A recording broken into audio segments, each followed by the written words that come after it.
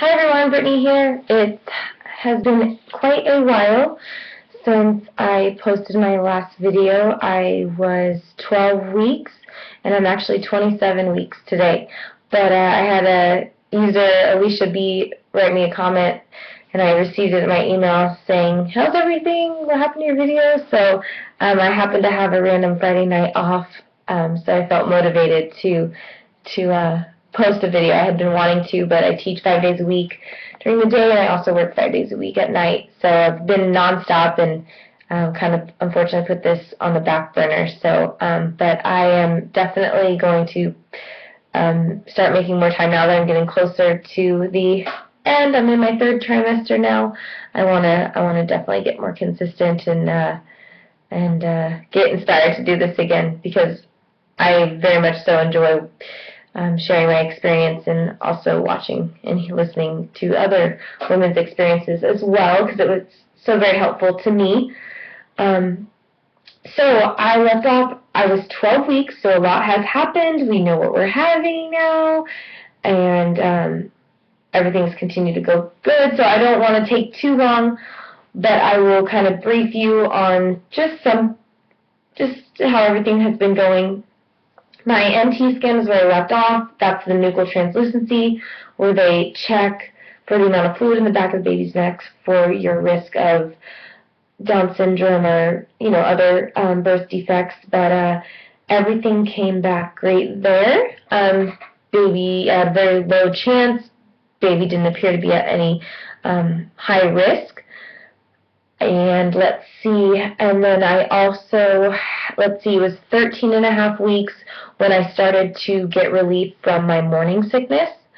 I started feeling like I was appreciating food again that I had enjoyed prior to experiencing morning sickness around 14 weeks. So I started getting my energy back, eating well again, enjoying food again around 14 weeks. However, I did have about 2 or 3 little random nauseated, just kind of a little bit of dry heaving, probably around 16 weeks, and maybe again around 18 or 20 weeks, somewhere in there. I did have a couple little, woke up and all of a sudden I felt a little nauseous, so that was kind of random, but it was over. It wasn't something I experienced all day long. So if you're in your 2nd trimester and you're kind of have a few little random waves of nausea, I did too. So, and I know that's normal. I have been staying active throughout, everything consistent, still weightlifting and also doing the Stairmaster. I've been feeling good, haven't been experiencing much swelling, or really any swelling, or haven't had any lower back pain. I have had some upper back pain, and I don't know if maybe that's me having boobs for the first time in my life, but I have had some upper back pain, like right in between my wings, my shoulder blades there. Nothing too horrible, but just a little bit uncomfortable. I just felt a little tense, a little achy. Let's see, my 16th week appointment went well. I have been gaining a pound a week. I started out at 122, and my last appointment at I started at 122. My last appointment I was at 24 weeks, so it was my 6-month appointment, and I weighed 138. So they say about a pound a week is good. They say, I've seen certain websites say like half pound to a pound, but most of them say a pound a week. So I'm right on. I'm almost like exactly to the ounce, 4 pounds every appointment. So, which is kind of fun and exciting to see how dead on it's been. So I feel healthy there. Let's see. I thought I felt some flutters around 13, 14 weeks. Didn't really know what I was feeling, if it was gas or not. But I started feeling her kicks where I knew it was her kicks. Oh, and I gave it away. It's a girl. But I started feeling her kicks around 18 weeks, and she is a crazy kicker. She I swear if I didn't see she only had 2 legs, I really would think she had 4. She kicks strong. I mean, I could see, like, almost like she drags her knee or elbow, like, across my stomach. Like, it's definite, like, very, very clear movements across my stomach. It's really cool because you could just watch her now, and she just kicks away. I feel like she's hyper like me. But, by the way, I've read some stuff that says just because you have a crazy kicker in your belly doesn't necessarily mean that's how they're going to be outside. Sometimes they say there's definitely a correlation, but it's not consistent. So, but it's just kind of fun to joke about. So let's see. So she's kicking around all the time. I feel her quite often. So 19 weeks, I had my anatomy scan, and that is where they, head to toe, they scan the baby. So they look at bone structure and their fingers and their toes and obviously their gender. We found out it was a girl. And they check the stomach and the heart and then how everything looks inside you and her brain, everything, their palate, because they look, for everything, just to make sure everything looks good. And the ultrasound technicians don't give much away because you're like, how's everything? And they just sit there, oh, good. And then it's the doctor that, obviously once they get all the images done that they want, send that information to the doctor. The doctor comes in 5-10 minutes later, and everything came back looking good, says we have a completely normal and healthy developing baby, and was measured a couple days small, like 3 days small. Nothing that they were concerned about because they said there's a range, but wanted to share that. Let's see.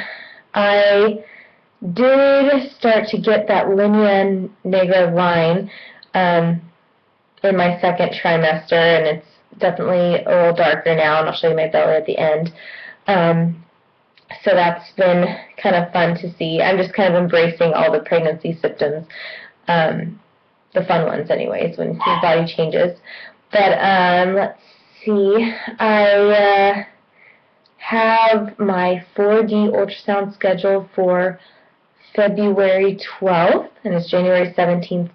And so I'll definitely share that experience with you. We also got the opportunity to tour the birthing center that I am going to be giving birth at, and we are as excited as I can be about that whole process. I'm excited and I'm confident I'll be supported and equipped to give a natural birth. God willing, everything is healthy and I'm able to do so.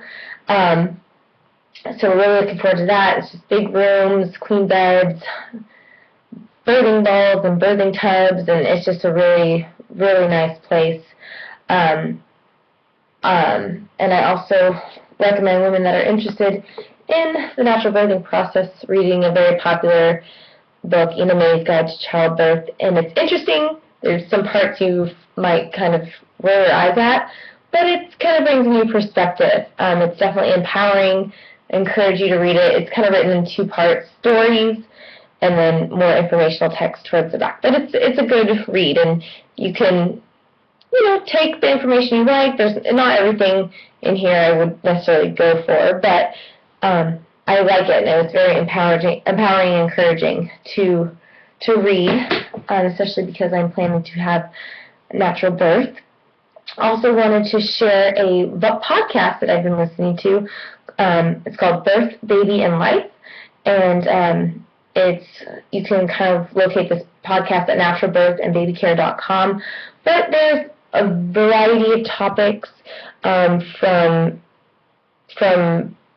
just natural delivery to normal development, what's normal, what's not. They have all kinds of cool topics she just talks about, and they range in length.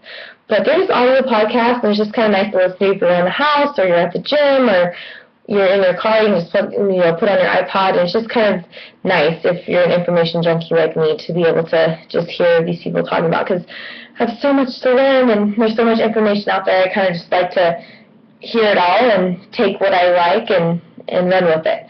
So it's a good podcast, so I definitely recommend that.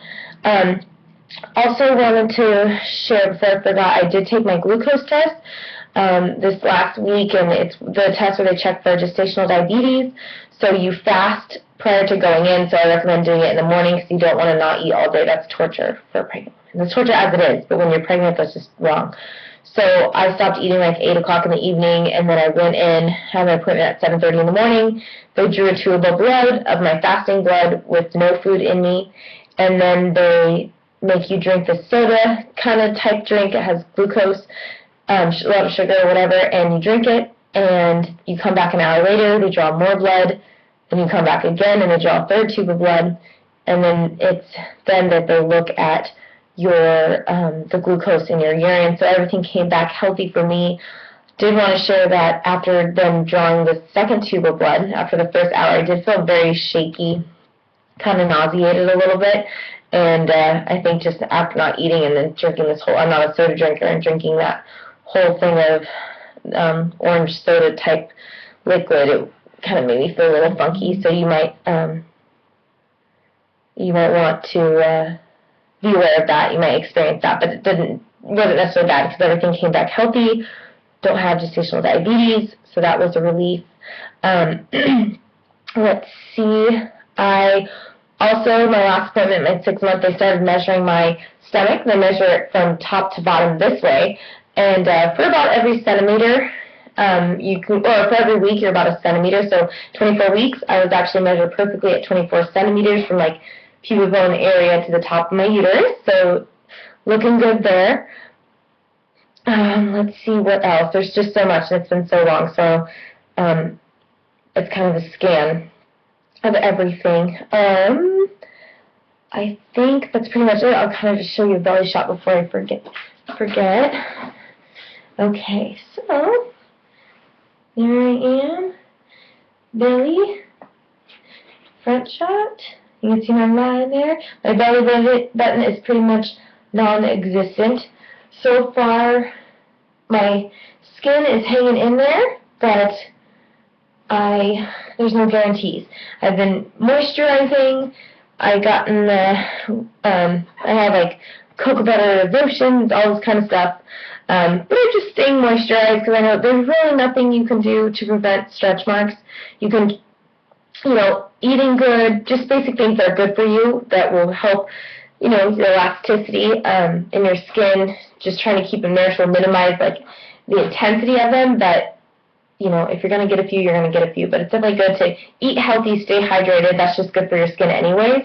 But so far, I'm doing okay. My skin's looking okay. So hopefully that stays like that. But if not, it's your battle scars.